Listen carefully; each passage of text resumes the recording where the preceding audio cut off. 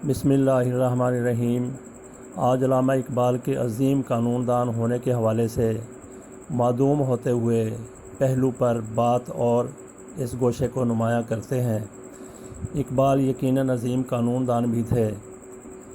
ہندو جج شادی لال کا متعصبانہ اور معاندانہ رویہ علامہ اقبال کے جج بننے کی راہ میں رکاوٹ بن گیا تھا۔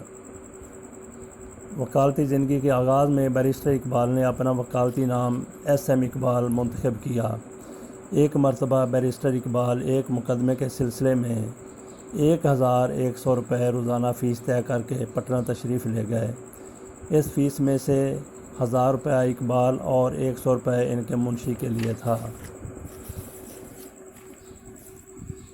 اس مقدمہ میں کلکتہ کے مشہور وکیل BA داس اقبال کے ساتھی وکیل تھے، جبکہ مخالف وکلاء میں بیرسٹر پنڈت موتی لال نہرو، ڈاکٹر عبداللہ سہروردی کے علاوہ دیگر مشہور وکلاء بھی تھے۔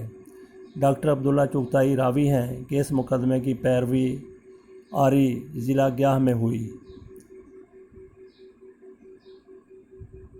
اس کے علاوہ نواب زادہ لیاقت علی خان کے خاندانی معاملات اور تقسیم جائیداد کے تنازع میں ریاست کرنال نواب بہاولپور کی وائسرائے کے سامنے ایک درخواست کی پیروی کے لیے بمبئی، کچھ دیوانی مقدمات کی پیروی کے لیے سری نگر کشمیر اور کچھ قانونی معاملات کے سلسلے میں لدھیانہ اور گجرات کے سفر بھی بیرسٹر اقبال نے کیے، جبکہ دیگر مقدمات کے سلسلے میں پٹیالہ، پٹنہ، دہلی، لدھیانہ، گجرات اور نواب ارشاد علی خان کے مقدمہ کی پیروی کے لیے اپریل 1922 میں شملہ گئے۔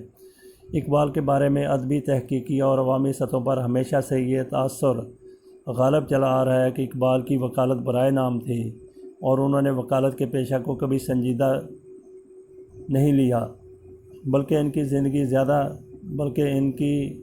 کی زیادہ تر توجہ شاعری اور تعلیمی مشاغل تک محدود رہتی تھی۔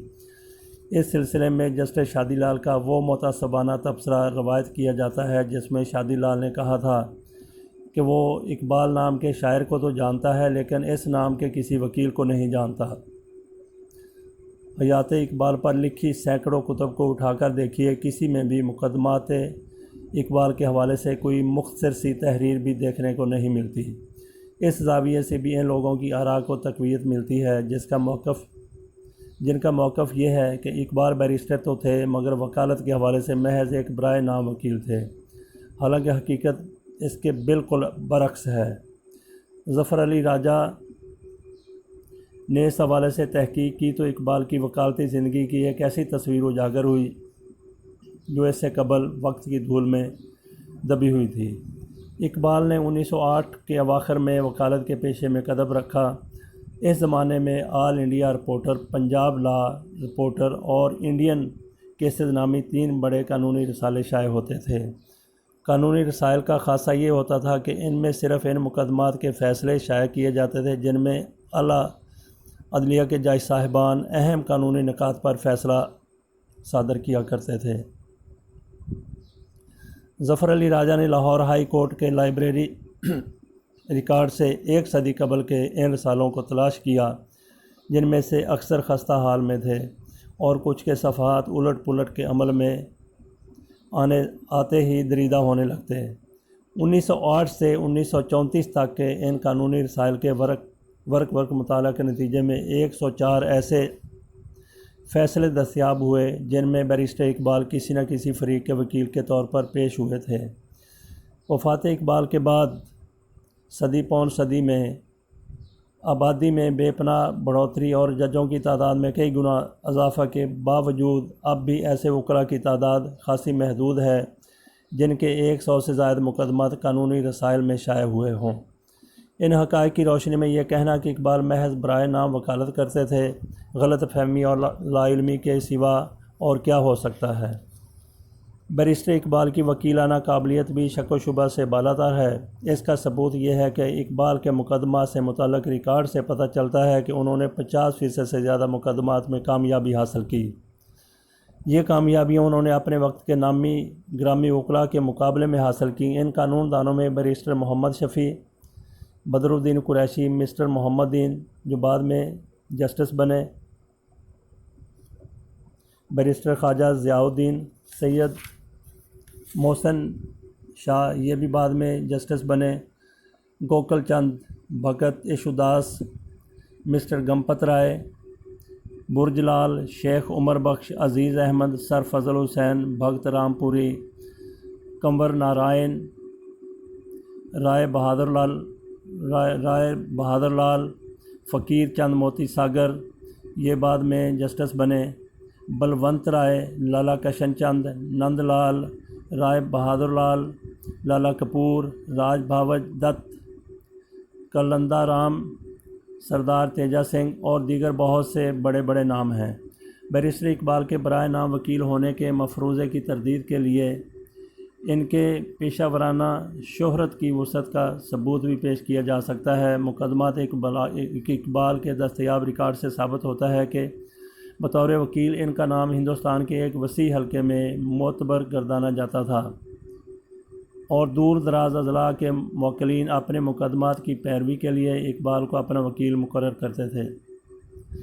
ریکارڈ کے مطابق ضلع لاہور اپنے آبائی ضلع سیالکوٹ کے علاوہ جن اضلاع کے کلائنٹس نے اقبال کو چیف کورٹ میں اپنا وکیل مقرر کیا تھا، ان میں ضلع سرگودا، راولپنڈی، ملتان، امبالہ، جہلم، اٹک، شاہپور، لدھیانہ، جلندھر، ہوشیارپور، کانگڑا، حصار، گرداسپور، فیروز پور، منٹ گمری جو اب ساہیوال ہے، دہلی، گجرانوالہ، مظفر گڑھ، لائل پور جو اب فیصل آباد ہے، گجرات اور کیمل پور کے علاوہ ریاست کرنال اور ریاست جموں کشمیر کے کلائنٹس بھی شامل ہیں۔ کتاب قانون دان اقبال کے مصنف ظفر علی راجہ کو اپنی اس تحقیق اور تلاش کے دوران بیرسٹر اقبال کے حوالے سے 103 شائع شدہ مقدمات تک رسائی ہوئی۔ بیرسٹر اقبال کے بارے میں یہ بات بھی غلط طور پر روایت کی جاتی ہے کہ وہ زیادہ تر فوجداری پریکٹس کرتے تھے۔ اقبال کے جن 103 مقدمات کے ریکارڈ تک رسائی حاصل ہوئی، ان میں 95% سے زائد مقدمات کی نوعیت دیوانی قوانین سے تعلق رکھتی ہے۔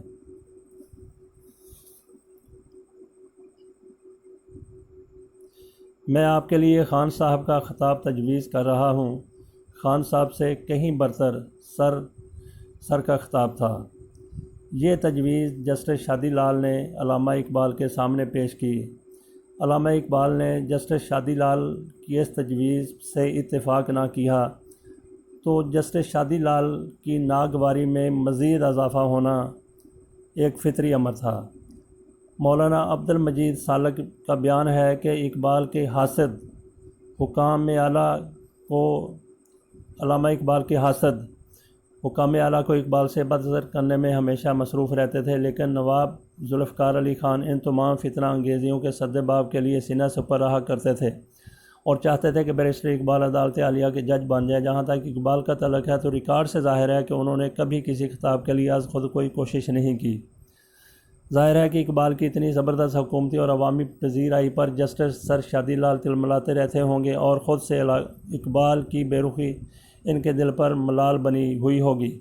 یہی وہ پس منظر ہے جب 1925 میں لاہور ہائی کورٹ میں ایک خالی اسامی کے لیے اقبال کی بطور جج تعیناتی کی تحریک ہوئی تو جسٹس سر شادی لال نے اپنے دل کے پھپھولے پھوڑتے ہوئے یہ طنزیہ فکرہ کہا، ہم اقبال کو شاعر کی حیثیت سے تو جانتے ہیں، قانون دان کی حیثیت سے نہیں جانتے۔ جسٹس شادی لال کا یہ کہنا کہ وہ اقبال نام کے کسی وکیل کو نہیں جانتے، قانونی کتب میں ہائی کورٹ کے شائع فیصلوں کے ریکارڈ سے بھی جھوٹ ثابت ہوتا ہے۔ عدالت عالیہ کے شائع شدہ فیصلوں سے ظاہر ہوتا ہے کہ شادی لال بطور مخالف وکیل بھی اقبال کے ساتھ ہائی کورٹ کے مقدمات میں پیش ہوتے رہے اور پھر شادی لال کے جج بن جانے کے بعد 15 ایسے مقدمات کی تفصیل بھی ملتی ہے جن میں بیرسٹر محمد اقبال نے جسٹس شادی لال کی عدالت میں پیش ہو کر مقدمات کی پیروی کی۔ حقائق کی روشنی میں دیکھا جائے تو یہ بات یقین کے ساتھ کہی جا سکتی ہے کہ جسٹس سر شادی لال نے اقبال کی قانونی حیثیت سے یکسر ناآشنائی کی بات بدنیتی، حسد اور ذاتی ناپسندیدگی کی بنا پر کی تھی، کیونکہ بیرسٹر محمد شفیع کے مقابلہ میں اقبال نے سر شادی لال کی ہمنوائی سے انکار کیا تھا۔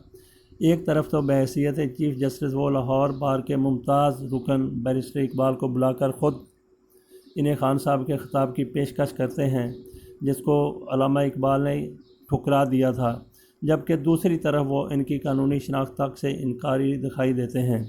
اس حوالے سے ایک اور واقعہ کا تذکرہ بھی خالی از دلچسپی نہ ہوگا۔ اس واقعہ نے بھی سر شادی لال کے دل میں علامہ اقبال کے حوالے سے ایک ان مٹ زخم لگایا۔ یہ واقعہ اکتوبر 1933 کا ہے، جب چیف کورٹ لاہور کو ہائی کورٹ پنجاب میں تبدیل کیا گیا۔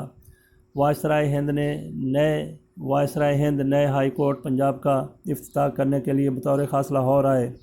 اس موقع پر چیف جسٹس سر شادی لال نے استقبالیہ تقریر کی۔ وائسرائے ہند نے جوابی تقریر میں دیگر باتوں کے علاوہ بیرسٹر اقبال کے بارے میں بھی تعریفی کلمات کہے۔ بیرسٹر اقبال کی تعریف پر سب حاضرین حیرت زدہ رہ گئے، کیونکہ ایسے موقع پر وائسرائے ہند جیسی شخصیت سے علامہ اقبال کی تعریف کی توقع نہ تھی۔ اقبال نے مہاراجا سرکشن پرشاد کے نام تحریر کردہ اپنے خط مورخہ 24 اکتوبر 1933 کو خود اس واقعہ کا ذکر کیا ہے۔ مہاراجا کشن پرشاد ریاست حیدرآباد میں وزارت عظمیٰ کے عہدہ جلیلہ پر فائز رہے۔ مہاراجا کرشن پرشاد علامہ اقبال کو ہمیشہ بیرسٹر محمد اقبال لکھا اور بولا کرتے تھے۔ مہاراجا کرشن پرشاد علامہ اقبال کی قانون پر گرفت دیکھتے ہوئے انہیں ریاست کی ہائی کورٹ میں جج لگانے کی کوشش بھی کرتے رہے، لیکن علامہ اقبال نے وہاں جا کے جج لگنے سے ہمیشہ معذرت کی۔